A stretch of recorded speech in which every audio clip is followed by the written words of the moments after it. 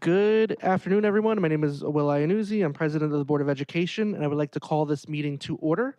Madam Clerk, can you please call the roll? Mr. Iannuzzi, Here. Ms. Lewis, Here. Ms. Ross, Present. Ms. Clayton Fernandez, Ms. Jacob, Present. Ms. Klein, Present. Mr. Single, Here. Mr. Vega, Ms. Williams. Present. A quorum is present. Colleagues, can I get a motion and second to go immediately into executive session to meet with district counsel and discuss the employment history of particular persons, which may lead to the employment of a particular person? So moved, Williams. Second, Lewis. All in favor? Aye. Any opposed? Motion carries. We should be back around 7 o'clock for the to reconvene the public session of the meeting.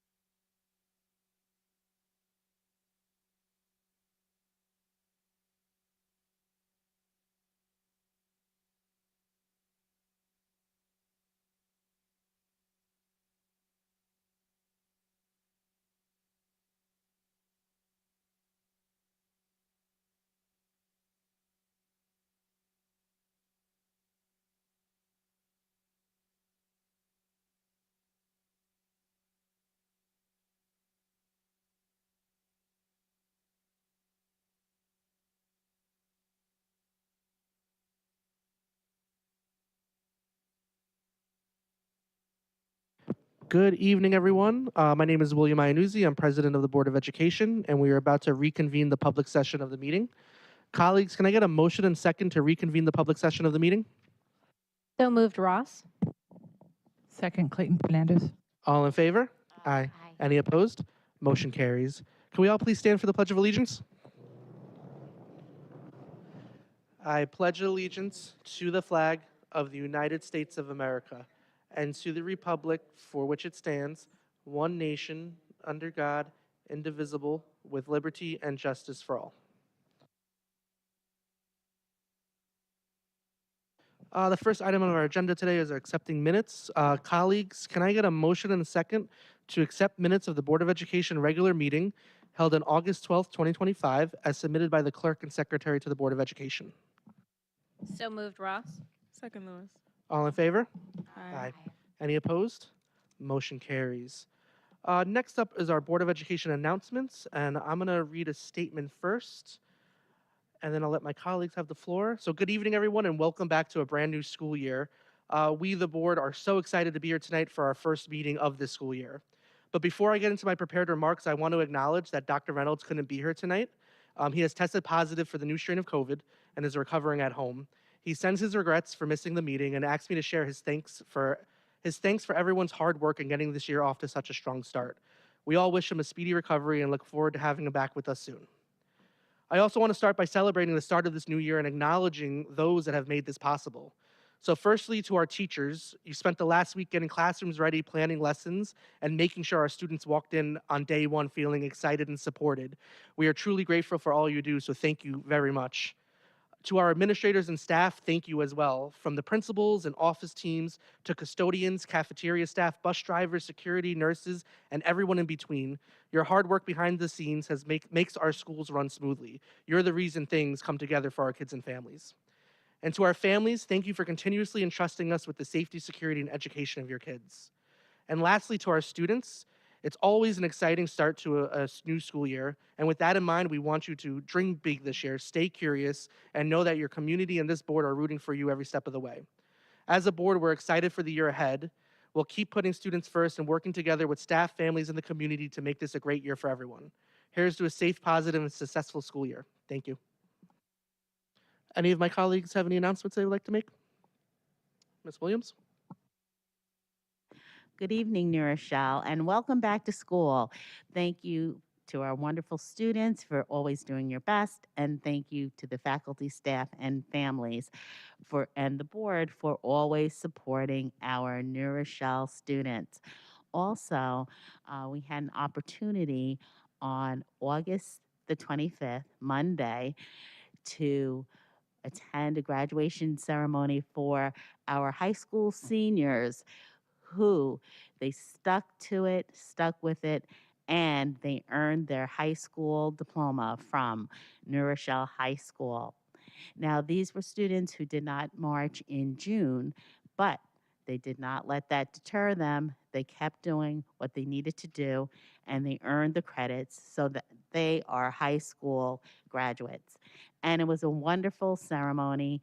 We had members of the board present, as well as Dr. Attiles, and also teachers from different grade levels in New Rochelle. And also Dr. Reynolds personally gave the students advice and let them know that they always have a home in New Rochelle.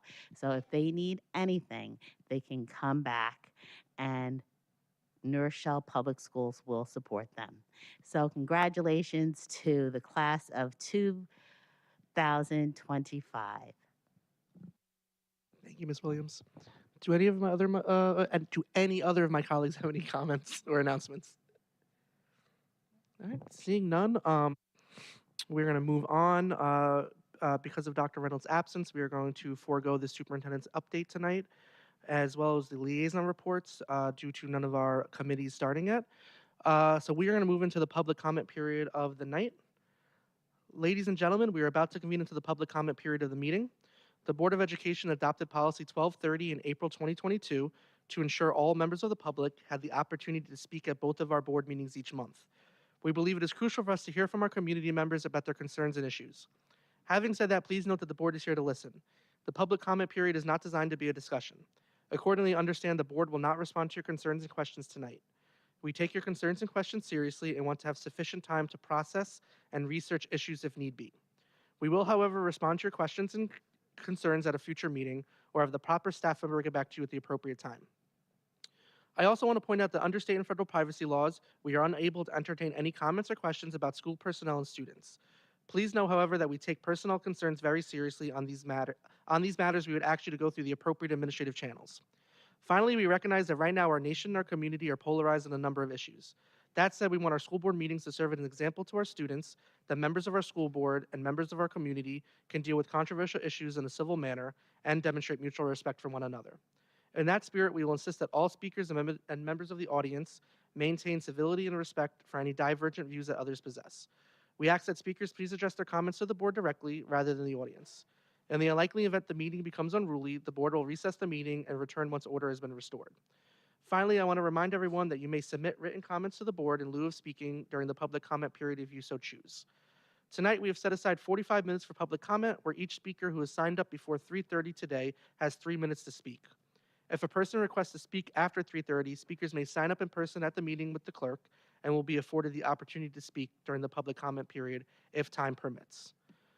Our first speaker of the night is Mr. Vincent Malfitano.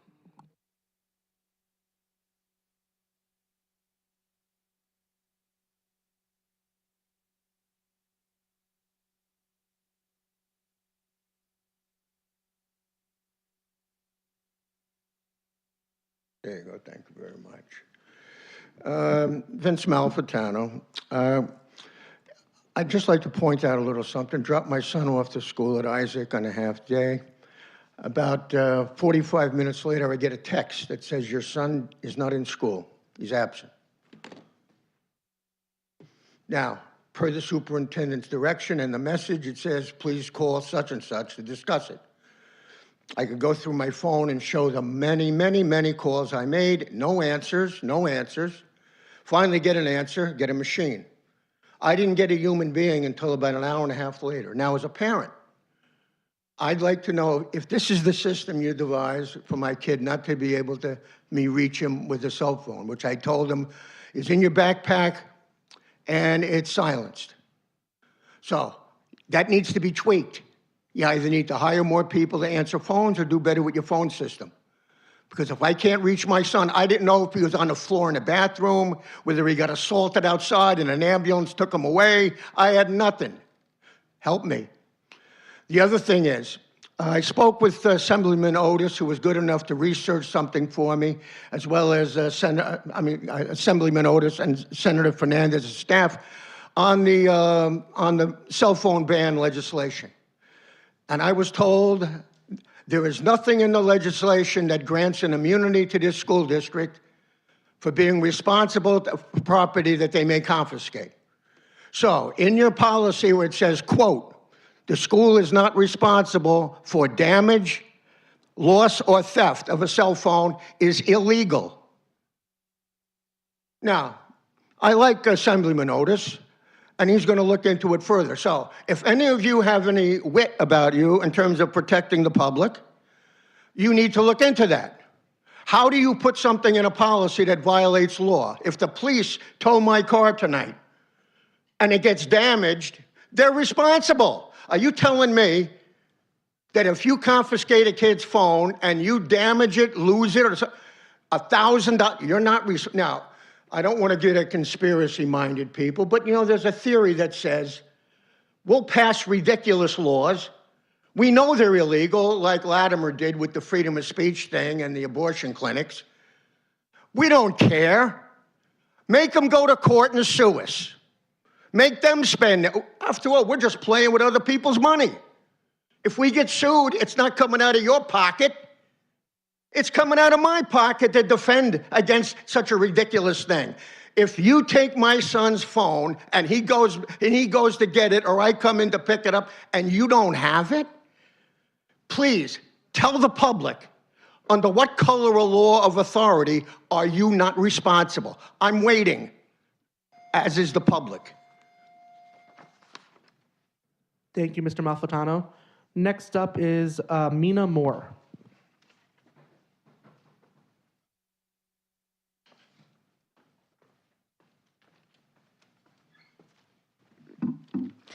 Good evening. I'm a New Rochelle parent. I have two children. They go to non-public school at WTA. Last year, we were assigned safe and effective busing. It stopped in front of our house in both directions, and this was both for regular busing as well as late-stay busing. This year, the busing is pooled. I did have pooled busing as a child myself. I grew up in Manhattan in an apartment building, a few buildings on our block. We all walked 1 minute down the block to the top of the block, safe on a sidewalk, all right, to be picked up. My son had that too when we were in Long Island. We lived in an apartment building, and the bus picked up from a few apartment buildings, basically on that block, 1 minute down the street on the sidewalk. Now, we are currently being asked to take our children on a walk that can take 15 to 20 minutes for young children. There are no sidewalks. This is suburbia. Absolutely no sidewalks, very dangerous on the street with cars, in all weather, in all lighting, in all conditions, including after nightfall, as when the winter comes early and the daylight ends. And walking in the street with children is dangerous. We all know this. Some of the stops are also dangerous and need to be revised. They're against the policies which I looked up on the top of hills, where you have policies about on the bottom of the hill, things can slide down and hit the bus. So the alternative that we have, if we don't want to walk our children 15 or 20 minutes to and from the bus stops now, is that we should drive to the bus stops, which by that point we should rather already drive them to school. It doesn't make any sense. Now, this is busing that really doesn't meet the needs of the majority of the parents and of the children that it's meant to serve. It's not equitable, because only families that are really going to make use of it are the ones that have the stop right next to their house or within a very small walk. The other families that are assigned to stops that are more distant are going to end up dropping out of the busing. And is this the goal, that we all drop out and you don't need as many buses? It may serve the district budget cuts. I know that you've had some, but I would ask that you place these budget cuts elsewhere to allow for safer, effective busing that will be useful, that will meet the needs of the children. We do contribute with our taxes. This is the main benefit that our school really gets from you. Please work with us to create a better busing system, better routes, closer stops that actually serve our children. We need more conversation between the district and the parents before such drastic changes are implemented that drastically affect us. Please acknowledge that what you're asking of us is not reasonably safe. It's not effective, even if it meets your minimum criteria. I ask that you work with us to create a better, safer, and more effective busing system for our children this year. Thank you. Thank you, Ms. Moore, and I'll make sure that all these comments get to the superintendent as well, since he's not here. Yeah. Next up for public comment is Judith Glazer.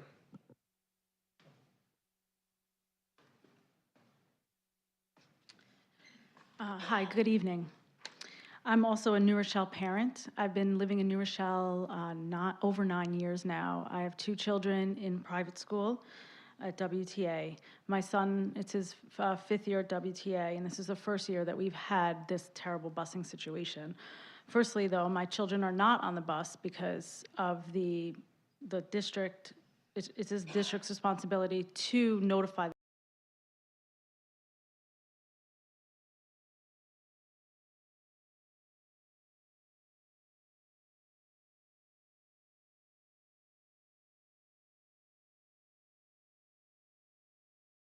The 2 issues are, one, I'm not the only one whose children are not on the bus. There are several families with several kids. We all have at least 2 children in the school. And last year, we had 2 buses. And the superintendent, he knew that our school would need 2 buses. It's a growing school. We moved into a new building a few years ago, and the school it's a beautiful thing to see it grow, and it's helping the New Rochelle community really grow. But the issue is we can't get our kids safely to school. There's no bus, not enough room for our students, and the consolidated stops are really not safe, as a prior person said. We need to have safe stops. We don't have sidewalks. It is the responsibility of the district to provide busing at the expense of the district and not at the expense of the parent to have to pay for private busing like I'm doing now to get my kids home because I'm working and I can't get them to and from school safely. So I really trust that we could work together to make this a better situation. I believe 2 buses would solve the problem of providing more seats and improving the bus stop situation, along with rerouting, which with 2 buses would be the smartest, safest, and would help, the residents of New Rochelle community. Thank you, and have a great evening. Thank you, Ms. Glazer. And just letting members of the public know, if you email the superintendent as well your comments, I highly recommend that. Okay, thank you. Next up for public comment is Donna Henry. I don't see Donna here. Next up is Avital Molina.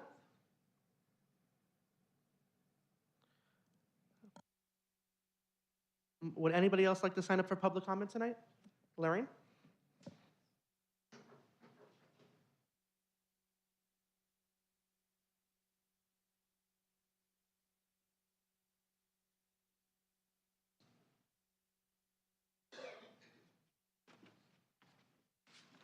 Lorraine Carr, 43 Belmont Avenue. Children did attend all of the New Rochelle schools and graduated. I am so glad these 2 young parents are here and spoke about busing. We should have had this conversation a long time ago. So I am asking you, as a board, to start the conversation. Since the children that attend the public schools are starting school at 8 o'clock, so we have no idea what time they're getting on their bus. Others are starting at 8:30. The 8 o'clock schools end earlier, and the 8:30 class schools end later. So our children are in school for a very, very long day. I had no intentions about talking about this, but this busing was put in effect when we reorganized our elementary schools. We do not have to bus children out of the district. We do not have to do that. We did it because of the reorganization of our elementary schools. So I just like to have that cleared up. What I wanted to talk about was under new business, Resolution 26-145, about an amendment to the lease agreement with the Boys and Girls Club. I'd like to know what Section 801 of the General Municipal Law or Section 410 of the Education Law. It's supposed to be put in effect with the sublease, and it shall be void and unenforceable if entered into in violation of those 2 sections. Also, this lease is supposed to be signed by the president of the board. So, Mr. Iannuzzi, I'm wondering if one of your vice presidents will be signing this. Also, Mr. Iannuzzi, I know you're on the IDA, and you certainly enlightened the public about the amount of money the development is paying and what they are using as what we are charging or what our children are costing to educate. They are using $19,000 when we know full well we're towards $30,000. So this really has to be looked into for further development. Thank you. Thank you, Ms. Carl.